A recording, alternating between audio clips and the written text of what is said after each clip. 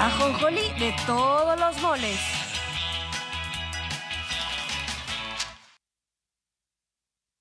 Para hacer gradualismo es necesario que haya financiamiento y lamentablemente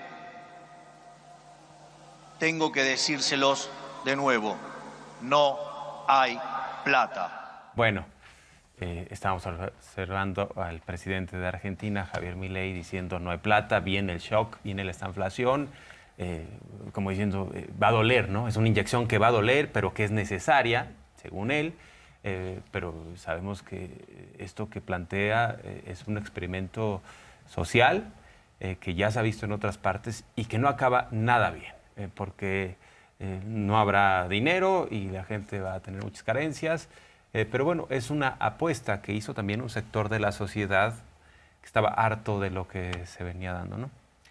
Sí, varios mensajes importantes de ayer de Javier Milei cuando habla de que primero tiene que empeorar la situación antes de mejorar. Sí. Dice que todas las experiencias, salvo una, han sido positivas cuando se implementa este tipo de estrategias. La verdad es que la historia dice lo contrario y ahí están para probarlo. Por ejemplo, Chile, donde sí tuvo después un crecimiento económico, pero también las cifras más altas de desigualdad en el país. En América Latina, Chile es uno de los países más desiguales justamente por los resultados de esta estrategia. Y así muchas cosas que tienen que ver con, a ver, lo que está planteando Milei, vamos a recortar el gasto público. Es importante decirlo en estos términos. Se aprieta el cinturón, pero no del gobierno. Se aprieta el cinturón de la sociedad argentina, porque si recortan el gasto público, entonces ahí va todo lo que tiene que ver con programas, con educación, con salud, ¿no? Sí. Eso se recorta, los salarios no van a aumentar, evidentemente, el empleo, o sea, de hecho, Milei lo dice con todas sus letras, va a haber más pobreza, va a haber menos empleo, va a haber menos salarios, ¿no? O sea, anuncia el desastre con, pues, acompañándolo de una suerte de promesa de que al final del camino, en un horizonte mediano o largo, pues va a mejorar la situación en Argentina. Sí, creo que ahora sí ya lo tenemos, ¿no? A ver, sí. Milei. A ver. Venga. Para hacer gradualismo es necesario que haya financiamiento y lamentablemente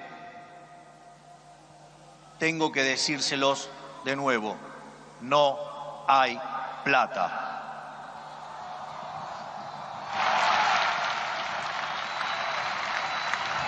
Por ende, la conclusión es que no hay alternativa al ajuste y no hay alternativa al shock.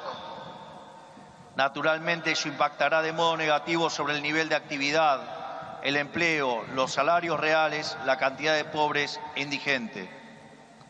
Habrá esta inflación, es cierto, pero no es algo muy distinto a lo que ha pasado en los últimos 12 años. Hace más de una década que vivimos en esta inflación. Por lo tanto, este es el último mal trago para comenzar la reconstrucción de Argentina.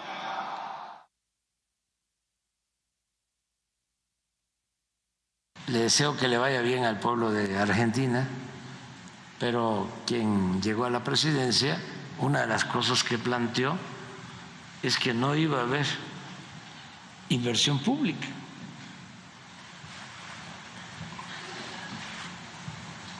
Pero ese es el pensamiento neoliberal puro, pero tiene otros secretos la inversión pública.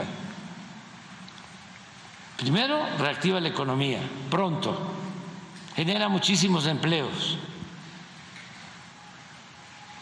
se hacen las obras que se requieren, pero además de eso, con la inversión pública pueden estar las tasas altas y se resiste. Si se depende únicamente de la inversión privada con tasas altas,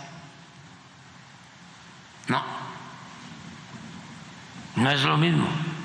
Claro que está creciendo la inversión privada y desde luego la inversión extranjera, pero la inversión pública ayuda mucho a que, aunque las tasas estén altas, se mantenga el crecimiento. Oye, es muy interesante lo que está pasando en Argentina y cómo lo podemos comparar con México, porque lo que no dice Javier Milei, si bien habla de un shock en términos económicos, no habla del shock social. Para que tú lleves a cabo una serie de reformas tan antipopulares, para que quites los subsidios al metro, al transporte público y la gente empiece inmediatamente a reaccionar, necesitas mano dura, necesitas autoritarismo. Eso fue lo que pasó en Chile.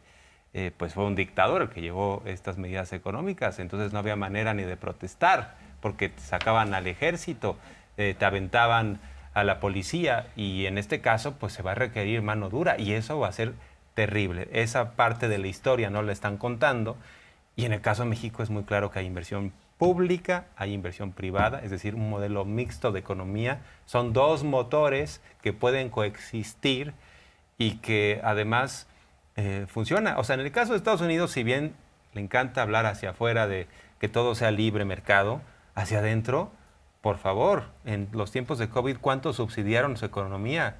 ¿Cuánto le pagaban a los desempleados? Y lo han hecho constantemente. A sus agricultores, ¿cómo los protegen? O sea, ahí hay un doble rasero.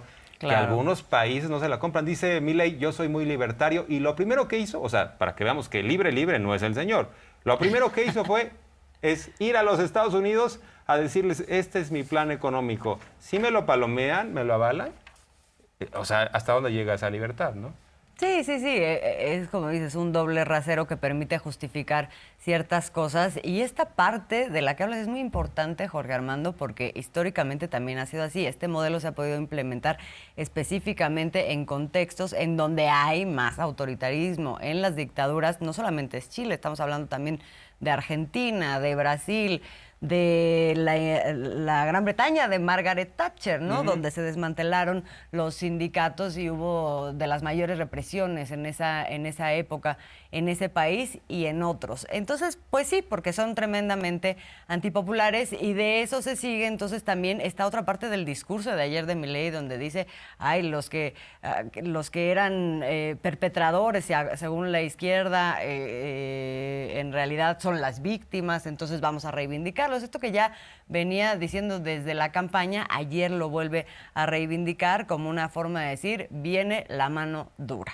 ¿no? Lo cual es muy alarmante, la combinación de cosas que vamos a estar por ver en Argentina, pero como dices también, importante el contraste cuando hablamos de, por ejemplo, qué significa esto de amarrarse el cinturón en términos neoliberales, qué significa amarrarse el cinturón en términos del modelo actual que se está viviendo en México. Dice el presidente, son cosas muy distintas, porque uno aplica para la población, el otro aplica para el gobierno, para hacer un gobierno más eficiente, y no solamente más eficiente, menos oneroso y menos corrupto, que es lo que prevalecía en otros momentos de nuestra historia. Y cuenta el presidente, a propósito de que hoy le preguntan, oiga, ¿podría haber una reforma fiscal para tener más recursos? Dice el presidente, es que no puede haber una reforma fiscal cuando todavía no hemos terminado de apretar el cinturón en la administración pública. Y no se trata nada más del Ejecutivo, estamos hablando también del Poder Judicial, y de ahí que haya hablado también de los órganos autónomos. Ahí hay varios cabos sueltos en donde por mucho tiempo prevaleció la corrupción, y que ahora sigue habiendo reminiscencias de esto y de una forma de ver el servicio público como una manera de enriquecerse personal o grupalmente para algunos sectores. Vamos a ver. Antes, la recomendación de los neoliberales corruptos, siempre lo que decían es que había que apretarnos el cinturón, que el pueblo se apretara el cinturón. Lo primero es que el gobierno se apriete el cinturón, no el pueblo, que el gobierno no gaste, que invierta. No podemos pensar en una reforma fiscal antes de terminar de ajustar al gobierno. No puede haber gobierno rico con pueblo pobre. Y hay muchos organismos onerosos que no sirven para nada. Entonces, ¿cómo vamos a estar pensando no en cobrar más impuestos, sino en que haya una reforma fiscal si todavía no terminamos de hacer todos los ajustes que requiere la administración pública? Que esa es otra iniciativa de ley que quiero enviar. Cómo desmontar todo ese aparato que crearon paralelo al gobierno para tener el control de todas las decisiones del poder público. Tenemos que hacer una reforma administrativa y tienen que desaparecer todos esos organismos supuestamente autónomos. Y es supuestamente autónomo porque no le sirven al pueblo, están al servicio de las minorías. Porque en el régimen neoliberal lo que sucedía es que bolseaban al pueblo, para decirlo en términos prácticos. Exacto. Y ese dineral, en lugar de invertirlo en infraestructura, en el desarrollo, se lo robaban. Entonces, pues, ¿con qué cara pedían más? Vicente Fox pedía una reforma fiscal, decía a los alimentos y a las medicinas ponerles el IVA y les voy a regresar copeteado el dinero, y muchos dijimos no, gracias, no sean tan buenos, no tengan tan buenas intenciones. Sabíamos que esas reformas fiscales era precisamente una terapia de shock, ¿no?, para nosotros, o sea, que era nada más para que tuvieran más recursos los de arriba, nunca se redistribuyó, nunca se invirtió en el desarrollo, y además hubo comparsas, como el Poder Judicial, que hemos visto cómo actúa. O sea, el Poder Judicial actúa hoy en día como si el tiempo no hubiera pasado, como si la transformación en este país no hubiera sucedido. Ellos siguen actuando exactamente igual, obedeciendo a sus intereses que los llevaron a varios de los ministros y ministras ahí, ¿no? Y a jueces también. Así es, y nada más el dato, hablando en el contraste con lo que ofrece Milei, en ningún momento él ha hablado de nos vamos a ajustar los salarios, así para que justo no dice, va a caer sobre el Estado esta reforma del gasto y no sé qué, pero no habla de eso. Habla de los recortes al gasto público específicamente. Vamos a ver, porque aquí, como dices, o sea, por ejemplo, tenemos reminiscencias. Oye, Milei no se va a ir de la Casa Rosada, por ejemplo. No, él va a seguir viviendo bastante bien, ¿no? O sea, no habrá austeridad, ¿no? Como aquí también, porque sigue habiendo bolseos aquí, ¿no? Sí. Como los que vivimos con el Poder Judicial, vamos a ver. Miren el descaro de los integrantes del Poder Judicial que no quieren dejar de ganar 600, 700 mil pesos mensuales. La vergüenza de que no quieran aportar 15 mil millones de un fideicomiso que es para garantizarles esos privilegios, que no lo quieran aportar a los damnificados de Acapulco, pero que además primero la presidenta del Poder Judicial, y esto tiene que ver con la dignidad, me haya enviado una carta diciéndome que veía bien nuestra propuesta de que ese dinero se utilizara para apoyar a los damnificados de Acapulco. Y luego empiezan los amparos, al grado que el señor Lainez ahora dice que ese fideicomiso es de ellos. Ministro de la Corte, juez y parte,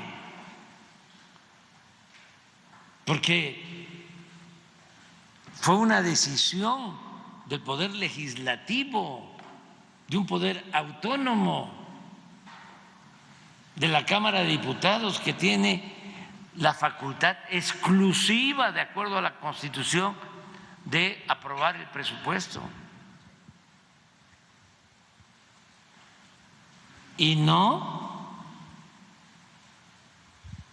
de manera cretina dicen no. Bueno, esto es importante. Frenó los vapeadores porque ¿También? el presidente había puesto un decreto en el cual se declaraba que eran ilegales, ¿no? Y aún así, pues, uno observa venta indiscriminada, la verdad, ¿no? En la vía pública de estos vapeadores. Y además, pues, las tabacaleras se fueron a quejar a la Corte. Este ministro dice, pues, que siga la venta, ¿no? Ya con el aval de la Corte, y que tiene que ver este ministro específicamente también. Y por eso lo que nos comentaba hace un rato Miguel Arzate, que se iba a presentar una nueva iniciativa para la prohibición de los vapeadores, que pues ya le estaremos informando, porque dice el presidente será antes de que termine este año, ¿no? Así es, y ya veremos también qué rango tendría esa iniciativa, porque ya siendo una ley, pues ni modo que los ministros digan que no están de acuerdo con esa ley. Bueno, son capaces de muchas cosas, ¿no? Ya lo ¿verdad? han hecho. Ya lo han hecho. Entonces, pero bueno, pues el presidente dice, nosotros seguimos intentando ponerle freno a este tipo de cosas que son muy nocivas. Y a propósito de lo que estamos viendo en el caso de Argentina, la comparación con México, pues estamos totalmente en otro escenario. Porque esto es importante, hay que recordar que Alarraq y Beatriz Pajés en su momento dijeron, pues ahí está Argentina, tendría que pasar lo mismo. ¿Quién va a ser el Milei o la Milei mexicana? Ya hay que quitar a la 4T. Pero ¿por qué la gente diría hay que quitar a la 4T? La inflación está controlada, hay crecimiento económico. Es totalmente otro escenario que debemos estar también resaltando, ¿no? Porque pues no hay malestar social como algunos quisieran que lo hubiera para regresar. Lo dijo también Pedro Ferriz de Con. Necesitamos una crisis económica como la de Argentina para que regrese la oposición. Así es, y es muy importante lo de la recuperación de los datos, porque es la comprobación explícita de que otro modelo es posible. Esto no solo es importante para México, es importante para América Latina y para otros países también, porque sigue habiendo, bueno, y ya lo vemos en Argentina, sigue habiendo este relato de que es necesario que sea de otra manera, en donde el sacrificado sea la mayor parte de la población y no los pequeños grupos de interés. Aquí hay una prueba de que otra forma es posible con estos resultados que vemos aquí. Miren los datos. Puestos registrados en el IMSS de trabajadores. Récord. 22.409.000. Síguele. Salario promedio de los que trabajan en el IMSS, promedio, 16.268 pesos mensuales. Desempleo de los más bajos del mundo. Miren España, miren México, allá, rojo. O cualquier otro lugar, Francia o Canadá o Estados Unidos, que pertenecen a la OCDE, el peso, lo que se ha apreciado, 15%. Miren los demás países, miren el euro, el dólar canadiense. Es la moneda que más se ha apreciado con relación al dólar. Remesas, vamos a llegar a 63.000 millones de dólares este año. Inversión extranjera, y va a crecer más. Vamos a tener un crecimiento del 1.3 promedio anual, a pesar de que nos caímos 19% con la pandemia. Así estamos con relación al trimestre.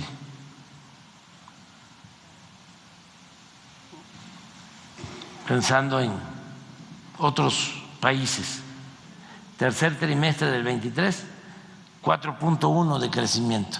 Esta es inflación, va hacia abajo y así vamos a terminar. Encontramos que el salario alcanzaba para comprar 3 kilos 100 gramos de frijol, 3 kilos 200 gramos de huevo y 6 kilos y medio de tortilla cuando llegamos. Y ahora alcanza para 5 kilos 300 gramos de frijol, 5 kilos 900 gramos de huevo y 12 kilos de tortilla. También dice el presidente, hay que echarle un ojo al precio del petróleo, que siempre está sujeto a factores internacionales. Me preocupa un poco. Me preocupa un poquito y por eso lo trata aparte, ¿no? O sea, de todos estos indicadores que van bien, van bien, van bien. Y sin embargo, es importante ver también el tema del petróleo en el marco de lo que es el contexto histórico, que es lo que hace hoy el presidente cuando presenta los datos de cómo se encuentra hoy con respecto al precio y con respecto a la producción también, pero cómo veníamos y cómo se ha recuperado esta y también la parte de la deuda, ¿no? Así es. Y en el caso del petróleo, afortunadamente ya las finanzas no dependen del todo, porque antes estaban petrolizadas, ¿no? Las finanzas públicas, ahora dependemos mucho menos, pero sí es importante darle seguimiento. La mezcla, ya me estoy preocupando un poquito, porque está bajando el precio, no mucho. Adelante. Esto es lo que hemos hecho, así veníamos en producción de petróleo, 14, 15 años cayendo y nos ha costado, pero ya el promedio que traemos es de 1.878.000 barriles y la deuda de Pemex es menor a la deuda que se recibió cuando llegamos. Y tenemos ahora más reservas de petróleo descubiertas. Hay petróleo suficiente. Y a menos costo, porque los campos nuevos que se descubrieron están en tierra y en aguas someras.